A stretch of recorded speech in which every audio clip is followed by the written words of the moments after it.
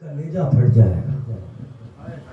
سید الشہداء کی جو کیفیت تھی 57 برس کا سن اور صبح سے لاشیں اٹھانا، کمر کا جھک جانا، 3 دن کی بھوک و پیاس، ان سارے امتحانات سے زیادہ تصور جو حسین ابن علی کے لیے کرب دے رہا تھا وہ زینب و ام کلثوم کا بازاروں میں جانا۔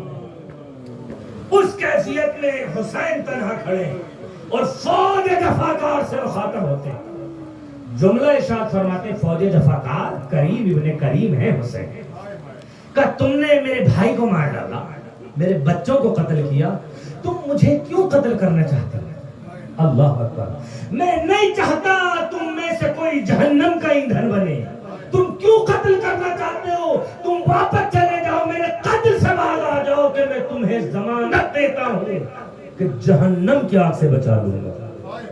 دنیا میں کوئی کہہ سکتا ہے؟ میں نے کہا سخت زبان اور کلام کوئی کر لے تو انسان نہیں بھولتا، جس کے بیٹے مار دیے گئے ہوں، جس کا بھائی قتل کر دیا گیا ہو، جس کے بھانجوں کی لاشیں پڑی ہوں، وہ کہہ رہا ہے کہ میں تمہیں چاہتا ہوں کہ تم جنت کی طرف جاؤ، جہنم کا ایندھن نہ بنو۔ یہی شان ولی خدا کی ہوتی ہے۔ لیکن جب ان پر کوئی اثر نہ ہوا تو ہیوسٹن کے مومنی جملے کو یاد رکھیے گا، سید الشہداء نے ایک جملہ کہا تھا کہ اب تمہارے اوپر میری باتوں کا اثر نہیں ہوگا، اس لیے کہ تمہارے شکم کے اندر مال حرام بھرا ہوا ہے، اور جس کے شکم میں مال حرام داخل ہو جاتا ہے اس پر امام وقت کی بھی باتوں کا اثر نہیں ہوتا۔ تو لہذا اس فرش عزا سے یہ بھی پیغام لے کر کے جائیں، حسینی ایسے ہوتے ہیں جو حرام کاموں سے بھی دور رہتے ہیں اور حرام کھانے پینے سے بھی دور رہتے ہیں۔ عزیزان گرامی، پوری معرفت کے ساتھ مولا نے کہا کہ اثر ہی نہیں ہوگا تمہارے اوپر۔ کیا امام حسین سے بہتر کوئی خطاب کر سکتا ہے؟ کیا امام حسین سے بہتر انداز میں کوئی کلام کر سکتا ہے؟ اگر امام کا اثر نہیں ہو سکتا ہے تو کسی 2 ٹکے کے مولانا کی کیا حیثیت ہے کہ ایسے انسان کو شریعت اور ولایت کی دعوت دے کہ کسی کے شکم میں کوئی حرام ذرات موجود ہو۔ اور عزیزان گرامی، پھر امام نے فرمایا قتل کیوں کرنا چاہتے ہو؟ مجھے 2 محرم کے 2-4 منٹ مسائل پیش کرنا ہے۔ فرمایا میں نے شریعت کو تبدیل کیا، کیوں قتل کرنا چاہتے ہو؟ حلال کو حرام کیا، کہ لبغض ابیک۔ اسی لیے علماء نے لکھا ہے کہ کربلا کی جنگ ولایت بھی تھی، جنگ شریعت بھی تھی۔ ایک طرف شریعت کے قوانین پامال ہو رہے تھے، دوسری طرف ولایت کا انکار کیا جا رہا تھا۔ ہاں عزیزان گرامی، یہ روحانی قافلہ راہ کربلا میں تھا۔ آج ہی کی تاریخ تھی 2 محرم کو، غالباً عصر کا وقت تھا، امام عالی مقام داخل کربلا ہوئے۔ ابھی آپ نے مصائب انگلش میں سنے تھے کہ امام حسین علیہ السلام کا رہوار ایک جگہ پہ رک گیا۔ سید الشہداء نے کہا میرے سوار آگے کیوں نہیں بڑھتا ہے؟ عزیزان گرامی، کوئی جواب نہ دیا۔ امام نے دوسری سواری منگائی۔ پوری معرفت کے ساتھ آنکھوں سے اشک جاری ہو، بس 2 سے 4 منٹ مسائل پیش کروں گا۔ امام نے دوسرا سوار منگایا، اس پر سوار ہوئے کہ آگے بڑھ۔ دوسرے سوار نے کربلا کی مٹی کو سونگھا، وہ بھی آگے نہیں بڑھا۔ سید الشہداء نے تیسرا سوار بلایا، 7 سواریاں تبدیل کی امام علی مقام نے، علماء نے لکھا ہے 7 گھوڑے آگے نہیں بڑھے۔ اچانک جناب زینب نے آواز دی، اے اماں کی کنیز فضہ، میرے آقا کو تو بلاؤ۔ سید الشہداء تشریف لائے۔ فرمایا بھیا میرے آقا یہ کون سی جگہ ہے؟ کہا کیوں بہن زینب؟ کہ جیسے ہی یہاں پہ قافلہ رکا، اچانک ہوا کا جھونکا آیا اور میرے سر سے میری ردا ہٹ گئی۔ بھیا امام نے فرمایا بیٹھ جاؤ، ارے اب ہماری منزل آ چکی ہے۔ یہی وہ جگہ ہے بہن جہاں تمہارے سر سے ردا چھن جائے گی۔ ارے یہی وہ جگہ ہے جہاں میرا بیٹا مارا جائے گا۔ یہی وہ جگہ ہے جہاں قاسم کا لاشا پامال کیا جائے گا۔ ارے یہی وہ جگہ ہے جہاں 6 ماہ کے بچے کے لیے پانی طلب کروں گا۔ امام ایک جگہ پر جاتے ہیں، یہی وہ مقام آ چکا ہے جہاں میں نوجوان بیٹے کے کلیجے سے برچھی اجرکم علی اللہ، امام نے جملہ بیان کرتے ہیں، کہتے ہیں کہ قافلہ رک گیا۔ جب قافلہ رکا، امام علی مقام نے، مجھے نہیں معلوم عزاداروں، آپ اپنے تصورات کو کربلا میں لے کر کے چلیے، 2 محرم ہے، 61 ہجری ہے، اور امام کے ساتھ میں قافلہ ایسا ہے، گرمی کا عالم ہے کہ ساتھ میں بہنیں ہیں، چھوٹے چھوٹے بچے ہیں۔ امام نے جب قافلے کو روکا، بنی اسد کے لوگوں کو بلایا، اور بلانے کے بعد کہا کہ میں چاہتا ہوں کہ اس جگہ پر قیام کروں۔ عزاداروں، بنی اسد کے لوگوں نے کہا مولا آپ فرزند زہرا ہیں، آپ یہاں قیام نہ فرمائیں، ہم نے اپنے بزرگوں سے سنا ہے اگر کوئی پیغمبر بھی زمین پہ آیا ہے تو اس کو بہت اذیت پہنچی ہے، اس کا خون ضرور بہا ہے۔ جب یہ جملہ کہا، امام نے کہا تم نہیں جانتے، ارے یہاں ہمیں امتحان دینا ہے، یہ ہماری امتحان گاہ ہے۔ اتنا کہنے کے بعد امام علی مقام نے کہا ہم چاہتے ہیں کہ کربلا کی زمین ہم آپ سے خرید لیں۔ کتنا اہتمام ہے، میرے مولا فرما رہے ہیں کہ دوسرے ایسا نہ ہو دوسرے کی غیر کی زمین پر ہمارے لاشیں پڑے رہ جائیں۔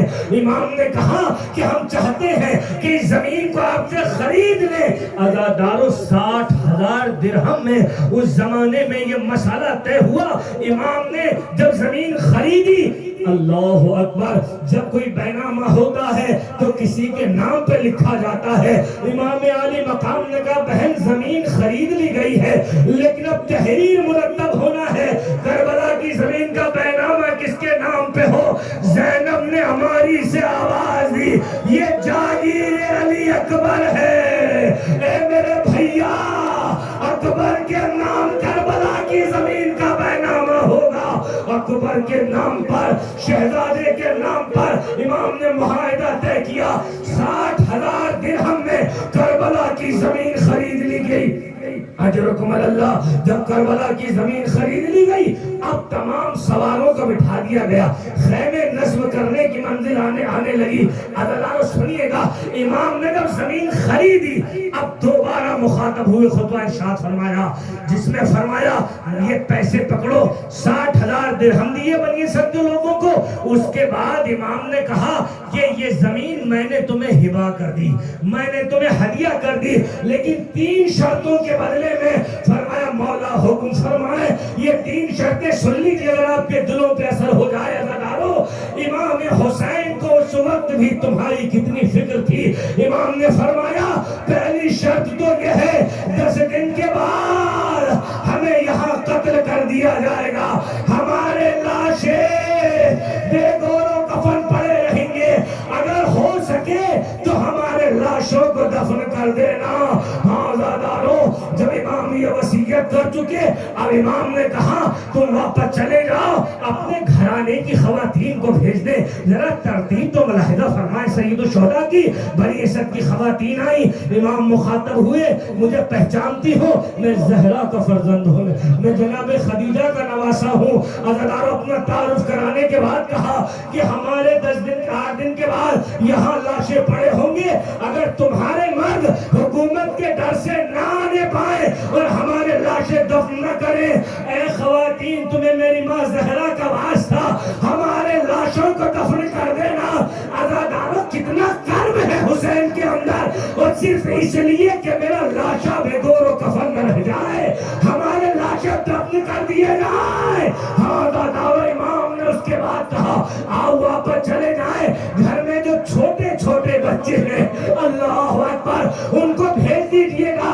ارے بنی اسد کے چھوٹے چھوٹے بچے آئے، بچوں سے مولا نے تعارف کرایا، میں اصغر کا بابا ہوں، اونو محمد کا ماموں ہوں۔ اے بچوں، 8 دن کے بعد یہاں جنگ ہوگی، ہمارے لاشیں پڑے ہوں گے، اگر تمہارے والدین ماں اور باپ حکومت کے ڈر سے ہمارے لاشیں دفن نہ کریں تو کھیلنے کے بہانے آنا، ارے مٹھی بھر بھر کے خاک ہمارے لاشوں پر ڈال دینا تاکہ ہمارے لاشوں پر خاک کربلا کفن بن جائے۔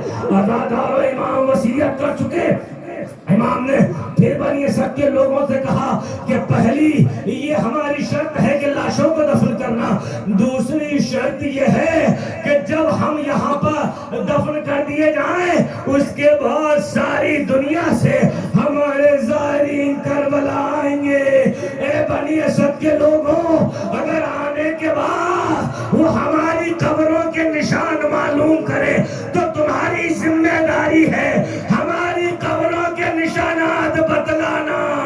اور تیسری شرط یہ ہے، اگر میرا کوئی زائر آئے اس کو 3 دن ٹھنڈا پانی پلانا۔ مولا یہ 3 دن کی شرط کیوں رکھی؟ شاید مولا جواب دے، اگر جب میری گردن پر شبر کا خنجر چلے گا، 3 دن کی بھوک و پیاس، جب میرا زائر ٹھنڈا پانی پیے گا، میری شہادت کو یاد کرے گا۔ ایک ایک وصیت امام عالی مقام نے فرمائی، بس ختم ہو گئی گفتگو۔ اب امام نے خیمے نصب کروائے، خیمے لگائے جائیں۔ عباس فرات کے قریب میں خیمے لگانا تاکہ چھوٹے چھوٹے بچوں کو پانی کا مسئلہ درپیش نہ آئے۔ آج جو لوگ حضرات کربلا جا چکے ہیں اور جو حضرات جانے والے ہیں، نہر القما پر جو مقام امام زمانہ ہے، یہ وہ جگہ ہے جہاں پر خیمہ مولا عباس نے نصب کیے تھے۔ ادھر مولا عباس نے خیمے نصب کیے۔ عمر سعد نے حکم دیا کہ یہاں سے خیمے ہٹا لیے جائیں، حسین فرات کے کنارے پر خیمے نہیں لگیں گے۔ کہتے ابن سعد نے جب یہ جملہ کہا، ایک مرتبہ جناب زہیر بن قیر اور حضرت ابو الفضل العباس نے ڈپٹ کے کہا، تیری یہ مجال نہ ہنجار کہ حسین کے خیمے فرات نے ہٹائے۔ اور بعض علماء نے لکھا ہے مولا عباس نے تلوار سے خط کھینچا اور فرمایا، تمہارے لشکر میں اگر کسی کی مجال ہے تو اس خط کو عبور کر دے۔ لیکن عزیزانو لوگ آگے نہیں بڑھے۔ امام عالی مقام نے یہ منظر دیکھا، اس لیے کہ جب کوئی مصیبت راستے میں آئی تو حسین کہتے تھے، عباس میرے بابا نے تمہیں کربلا کے لیے مانگا ہے۔ اب کربلا میں حسین کیا کہہ کے عباس کو سمجھائے؟ اب حسین اس خیمے میں گئے جہاں زینب تشریف فرما تھی۔ فرمایا، شہزادی میرے شیر کو جلال آ گیا ہے، آپ ہی سنبھال سکتی ہے۔ جناب زینب نے بلایا، عباس آقا یہ چاہتے ہیں کہ خیمے ہٹا دیے جائیں۔ ارے جس عباس نے چیلنج کیا تھا کہ کوئی خط کو پار نہیں کر سکتا، ولی خدا کی خواہش سننے کے بعد اپنے ہاتھوں سے خیمے ہٹائے۔ کہ مولا آپ کی اطاعت میں زندگی گزارنا ہی میری زندگی کا مقصد ہے۔ انا للہ و انا الیہ راجعون۔